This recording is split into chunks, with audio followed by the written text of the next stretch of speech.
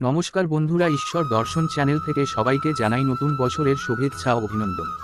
বন্ধুরা, আজ জানাবো গোপাল ঠাকুরকে ভোগ দেওয়ার সময় ঘন্টা কেন বাজাতে হয়।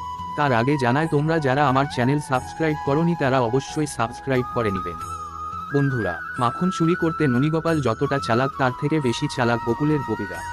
একজন গোপী মাখনের ভাড়ার সাথে দড়ি দিয়ে দূরে ঘন্টা বেঁধে রেখে দেয়। ননীগোপাল দলবল নিয়ে মাখন খেতে এসে দেখেন ঘন্টা বাঁধা, সকলে চিন্তায় পড়ে যায়। গোপাল বললেন, আরে চিন্তার কোন কারণ নেই, আমি ঘন্টাকে বলে দিচ্ছি ও কোনো আওয়াজ করবে না। তোমরা সবাই খাও, আমি পাহারা দিচ্ছি। একে একে সবাই খেয়ে আসে, ঘন্টা একবারও আওয়াজ করো না। সবার শেষে ঠাকুরের পালা। আরে ননী গোপাল তো সবার প্রভু, সকলকে না খাইয়ে উনি খাবেন কি করে, তাই সবার শেষে গোপালজি যেই মাখন ভাঁড়ে হাত দিল ঘন্টা বেজে উঠল। ঠাকুরজি বলে, ওরে হতভাগা, ওরা খেয়ে গেল, আওয়াজ করলি না, আর আমি হাত দিতেই আওয়াজ, আরে আমি তো ধরা পড়ে যাব। ঘন্টা বলল, আমি তো আওয়াজ করবই ঠাকুর, আমার জন্ম শুধুমাত্র ঠাকুর ভোগ নেওয়ার সময় আওয়াজ করে সকলকে জানানো। ঠাকুর, আমি তো তাই করেছি, এতে আমার কোনো দোষ নাই।